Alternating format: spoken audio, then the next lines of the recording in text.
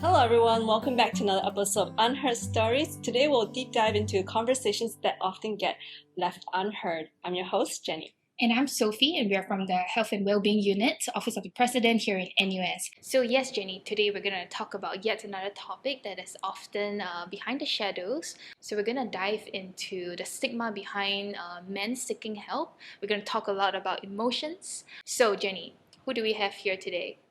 Well, we have amazing guests, also staff from NUS, Jit and Discretion. Hi everyone, my name is Jit. So I'm with NUS Enterprise, been with the organization for close to a year now. And I'm guessing I'm here to talk about the real feelings behind mental health, the stigma behind mental health, and looking forward to a fruitful conversation today. Hi everyone, I'm Discretion from NUS Medicine. I've been working at NUS for about 4 years. I look forward to sharing about my stories today and to remind everyone that we are all human. We also have another colleague with us today. He's also from HWB. He will share with us his personal and expert perspective.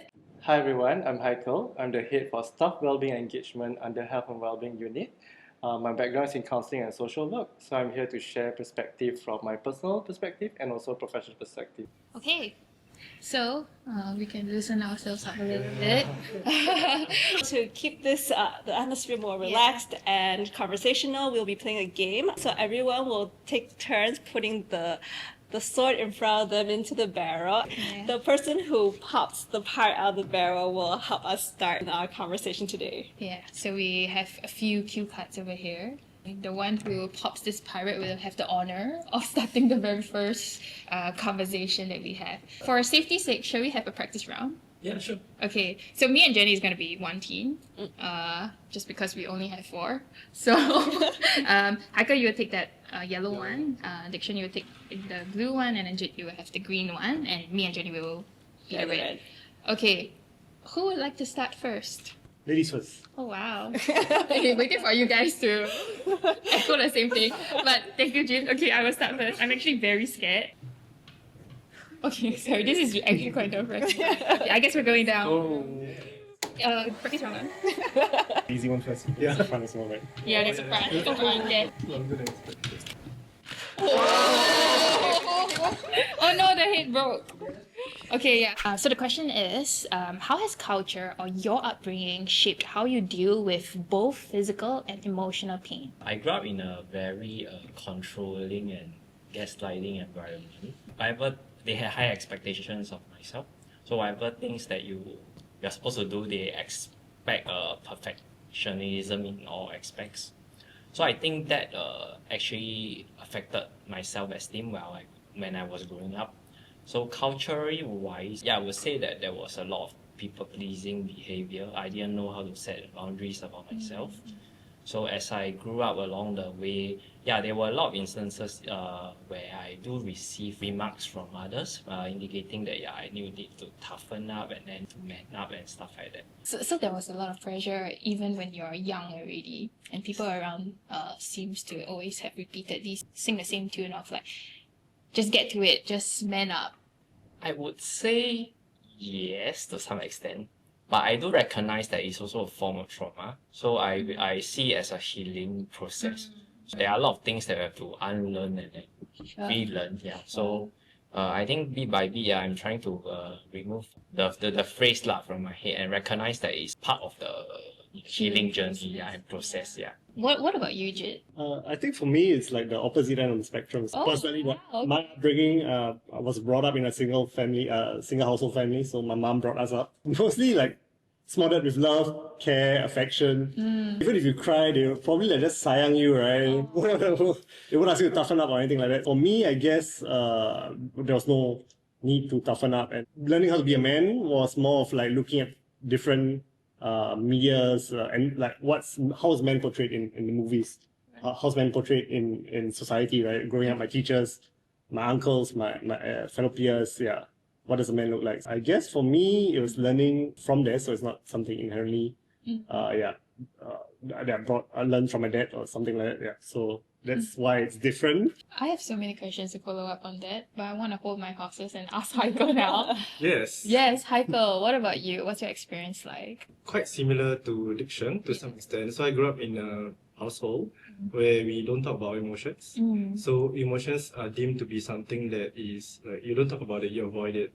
So I recall when I was really young, actually, yes, I was like labeled a very emotional kid, very very emotional, a crybaby, or similar like in Malay terms and stuff. So uh, unlike Jit's experience, so I learned to not show my emotions because of all these things young. So every time I cry or I break down, I will start to try not to cry, or I cry in private, or just like keep it in. And then when I go to society, like in school and army, all that, workplaces, I try to like just keep it in, just suppress all the emotions. I was thinking like, so in some sense, right, there's some risk towards emotional vulnerability, right? And coming back to like, you know, what we started off in this conversation is like, how did our upbringing and culture perhaps affected the way that we perceive physical and emotional pain these days? Our experiences are so different. I'm wondering now, did it change then? Like, you know, since young, like Haikel, you mentioned that when you were younger, you experienced a lot of like emotional suppression. I would say it affects me greatly because all the emotions that I suppress, whether it's the sadness, the guilt, the anger, resentment, it has come out. So it starts coming out in ways that is unhelpful. So I get very irritable, then I get like moody all the times, and like really angry, and I'm not sure where this is coming from. And then eventually, it was in poly, where my mental health took a downturn. It was quite bad that suicidal thoughts and everything, suicidal attempts. Eventually, I was brought into therapy. And that's when I started to learn that expressing my emotions in healthy ways is actually helpful. Because like keeping it all in was actually detrimental to my mental health. Thank you for sharing so openly about this topic as well, because I think sometimes even amongst like especially in the working culture, right, when we talk about the idea of suicidal ideations or even suicidal attempts, it's often like hidden behind the veil, and we don't really want to touch that topic. And I love the fact that we are so open over here. Yeah, so thank you for that. Quite similar to Haikel, I also suppress my emotions while I grow up because of all the constantly man up, toughen up that keeps appearing in my head. Until after uni, I do realize that a lot of it has to do with my childhood. Brought up in such an environment whereby you are so fearful to speak up. And then when you speak up, you get punished for every single little thing. I think for me personally, growing up, mentioned like mainly around females, like mama's boy, teacher's pet kind of guy. So maybe more like sensitive, I guess, growing up all the way to like poly. So I was more sensitive to emotions. So whenever somebody shared their problems with me, it felt almost like their problems were my problems. Oh wow. I took things really to heart growing up, and I wasn't able to differentiate. Like, okay, this I don't really have to really internalize it that way. I guess that was a thing that I struggled with growing up until I learned and read more about stoicism and learning how to control these emotions. I think that really helped me understanding like I really can't really control other people's emotions, the way they act, but I can control how I react and how I basically internalize all these emotions. I'll put in the sword first, sure. Haikel's having so much fun. Yeah, I think he likes this. I think he enjoyed. That's quick, that's quick. Did you somehow have the intuition that it's gonna be me? I was surprised. Okay. So the next question we were gonna touch on is, when was the last time you allowed yourself to cry or feel deeply? When was the last time I cried would be maybe 2 weeks ago during my therapy sessions. It was interesting. So my therapist told me that I'm really good in terms of connective and also feelings. But now it's my body that stores all the trauma and stuff. And how do I release it? So then we were doing some activity and then I started crying. Yeah, through that process of feeling where it is in my body. And then I started crying and I just let it out. I myself, at a stage of my recovery journey where I just cry and I just show emotions as it is because that's healthy and it's good for me. Rather than just keeping it or masking it, suppressing it, like it will come out eventually. What about for the both of you? Is crying normal? I think the last time I cried was like I think just last week. Yeah, because I had a dream about my late mother. So she actually passed away due to cancer. Back then actually she was in Malaysia. It was during a COVID period. So I couldn't actually go back to see her one last time because I was trapped here during the circuit breaker. No. Yeah, so I had to bid my farewell over the phone call like with my video camera lah. So I think after that, there was a lot of grief experience. So yeah, last week when I did have that dream, yeah, when I woke up, I think, yeah, she was like hugging me in the dream lah. So I think I do feel that, yeah, I sort of miss that kind of love also in that sense from her. Yeah, so I woke up in tears and then crying. But I do realize that it's also a form to process my emotions. I think like what Haikel has said, allow yourself to cry and then your whole body to feel that emotion, and then to naturally accept that whole emotion as your own, so that you feel human rather than you I need to resist Yeah. it. I need to resist whatever that's coming up in my body. yeah. And I think there is Yep. some truth behind that. And like when you do express all these emotions out, right, the body also releases the tension that you're holding on so tightly. Yeah. I want to respond and say I'm sorry to hear about your mom, and do think that grief is a lifelong journey process. On the question of when was the last time I cried, if it was Are you still like dreaming in your head like, oh my gosh, when? so don't really have a feeling or urge to cry, I guess, because mostly now I internalize things a different way. So I deal with grief a different way. And, Okay. yeah, there's no more trigger for tears, but I mean movies still do it. Somehow Sad- movies do it yeah. too. Sad scenes still do it. Yeah, I guess that's the case for me. Since we're on this topic, I thought it would be great for Haikel to also share with us, I'm just wondering if I'm a NUS staff and I do have my troubles that I am facing very privately, perhaps I'm facing a mental health condition. Are there any support when it comes to this? We do have this mental health return to work program where they will be assigned a care manager who can journey with them through this period. They will have, it includes discussions with the reporting manager and the human resource partner to see what kind of job accommodation adjustments can be helpful for them while they transition back to the workplace from maybe 25% to 50%, 75 and then 100, depending on how it looks like. So it's different from each case. Now let's proceed to the... How many rounds has it been already? Third or fourth? This is going to be the third Third round. round. Okay, and who's starting first now? Very fast. Yeah. Haikel. Thanks, Jenny. Oh, The next one? yes, please. Okay. Oh! 2 times. 2 times, wow. Okay. He was mentioning that what if he gets it all 3 times? I think it's gonna like really make that happen. So this question is on emotional support. We know a lot of men know there's support group help out there, but they don't join. What do you think is holding them back? I would think there's still a social stigma involved. Yeah, I think a lot of men fear expressing emotions. I think they fearing vulnerability. So even though they are access to all these channels, that it takes a certain level of courage for you to put yourself out there with your vulnerability. And I think in general, because men have been trained to withhold and then our stoicism and stuff like that. Yeah, so I think that could attribute as to why they do not seek out these support groups.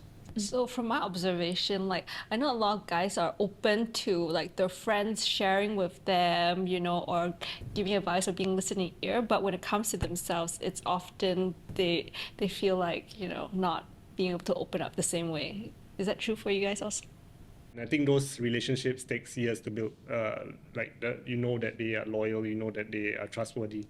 Yeah, so going into a new space might be a little bit, apprehensive for men to enter. I mean, for me, specifically, traditionally, I think I would rather, if I really have a existing group of friends or a bond there, I would rather go to them instead of new people. And depends on the needs as well. So for me, I don't really need it that often. But if ever there is a situation, I think personally, being a little bit more introverted, probably socially, there's Reddit threads and all those kind of things that I can learn from as well. Maybe these discussions already have been ongoing that I can learn from, and I don't really need to speak to anybody. Yeah. You start. Okay, now we're gonna move to the next question, and Haikel, you can do the honor of starting. Yay! Boom. Boom.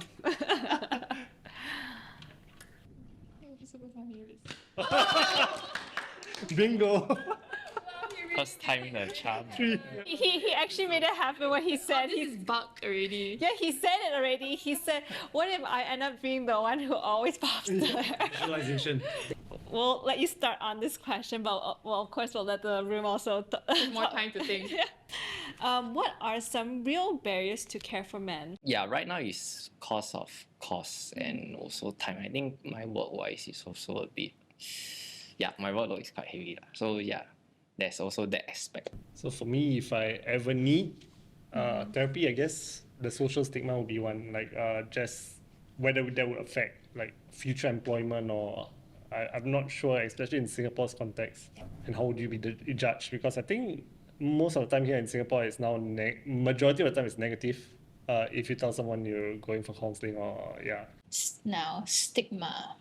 Is it still going on? What do you think? I think maybe it's a generational thing. I noticed that a lot of younger generation actually it's kind of like a rite of passage to go to see a counselor, you know. At least that was my observation with those that are like in their early 20s to in their teens, that it's something that is more open to attending. Yeah. Haikel, what about yourself? You did mention earlier on that you do attend therapy and you're quite open about it. I've been in and out of therapy, so I've seen different therapies. So I think my barrier will be a little bit unique because I'm a carer, as in I provide mental health support to clients and staff at NUS and even previously. So my barrier would be, because the circle is quite small among the professionals, so finding a therapist that we don't know each other in professional settings through work or projects might be a challenge. So I think that would be the barrier, but I did still manage to find. And I'm open to therapy. I foresee I might do it lifelong in different periods of my life when I need it. And I also like to share that actually, even if you're feeling okay and stuff, it's okay to see a counselor or psychologist. Sometimes there's certain things that we want to understand more about ourselves, or just like what Sheng was saying, it's like to ground ourselves in new perspectives. Is a way of upgrading ourselves. I have a follow-up question on therapy actually. Yeah. Is it really true that there are less men who are seeking professional help? Or is this just an assumption? A myth. From my sensing, I would say generally, yes, women would seek help more than men. I would say that trend is still the same in NUS and also in Singapore, perhaps even globally. Peers. I think traditionally men have or they deal with emotions differently, right? There's a spectrum of men, and traditionally I think many men turn to vices like drinking, alcoholism. So what's yours?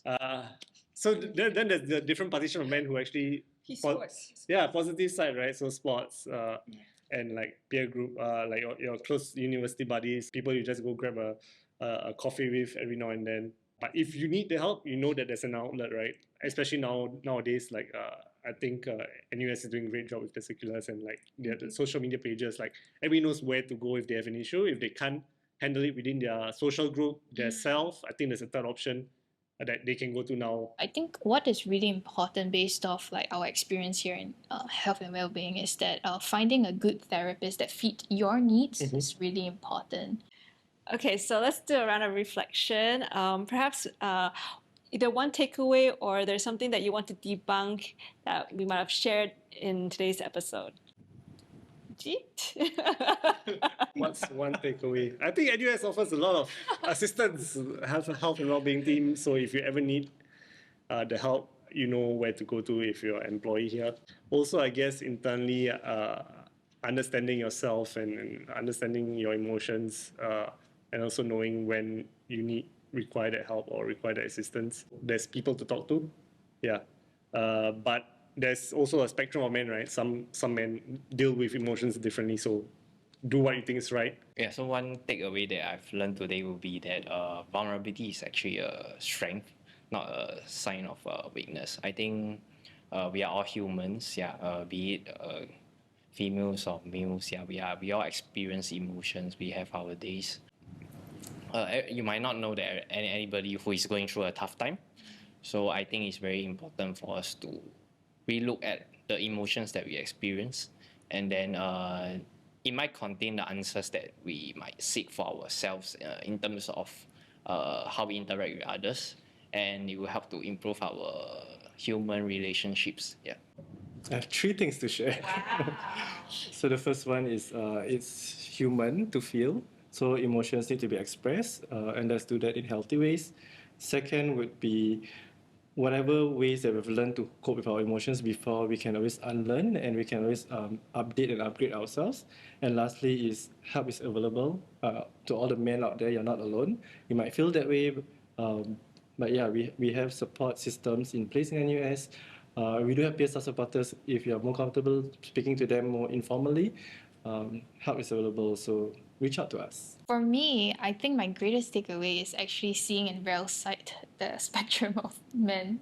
I think it's amazing that both Haikel and Diction, you're so emotionally attuned, but I do know and recognize that it comes with a lot of hard work behind the scenes of taking aside time, knowing yourself a little bit better. Even journaling takes time. Yeah, and I really like Ajit's casual kind of like chill vibe also, and knowing and figuring out what works for him.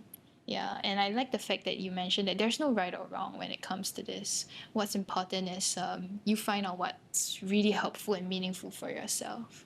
Yeah, so that's my takeaway. What about yours, Jenny? Okay, so my greatest takeaway is actually men and women are not that much different, and that we still need the support from both our friends and support from professional help if needed. So thank you once again for tuning in, and we'll see you next episode. Bye. Bye.